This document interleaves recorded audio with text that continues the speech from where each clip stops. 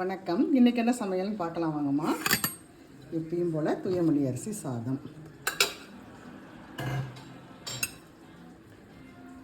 அதில் கொஞ்சம் எடுத்துக்கலாம்.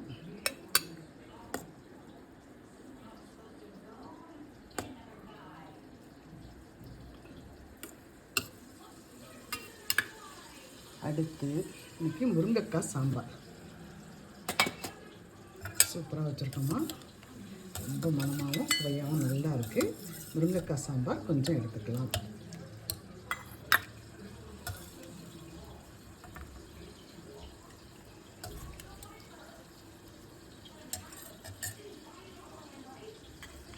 அடுத்து மிளகு ரசம்,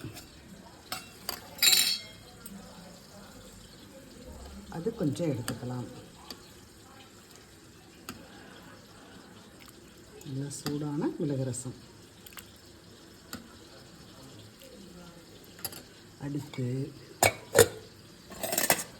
சிறுகீரை, சூப்பராக சிறுகீரை கிடச்சிதுமா. நல்லா பசுமையாக வாங்கிட்டு வந்து ஜோராக பொரிச்சிருக்கிறோமா, ரொம்ப ஜம்முன்னு இருக்குமா.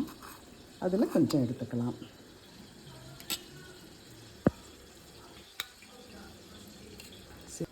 இந்த சிறுகீரை இந்த பொரியல் கொஞ்சம் அப்படியே ஜூஸியாக இருக்கிற மாதிரி இருந்தால் தான் நல்லாயிருக்கும் சாப்பிட்றதுக்கு.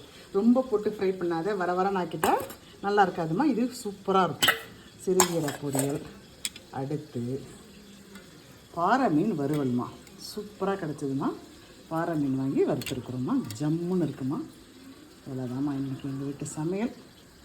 எப்பயும் போல் தூயமல்லி அரிசி சாதம், முருங்கைக்காய் சாம்பார், மிளகு ரசம், சிறுகீரை பொரியல், பாறை மீன் வறுவல். இவ்வளோதாம்மா. பிடிச்சிருக்கவங்க லைக் பண்ணுங்கள், ஷேர் பண்ணுங்கள், கமெண்ட் பண்ணுங்கள். தேங்க்யூ. சாப்பிடக்கூடாதுன்னு சொல்லுவாங்கம்மா, ஆனால் எங்களுக்கு ஒத்துக்குமா, ஒன்றும் பிரச்சனை கிடையாது. சிறுகீரை பொரியலும் இந்த பாறை மீன் வறுவலும் எங்களுக்கு ஒன்றும் பிரச்சனை இருக்காதுமா. அதனால தான் நாங்கள் கீரையும் மீனும் செய்திருக்கிறோம்மா. பிடிச்சவங்க லைக் பண்ணுங்கம்மா. தேங்க்யூ.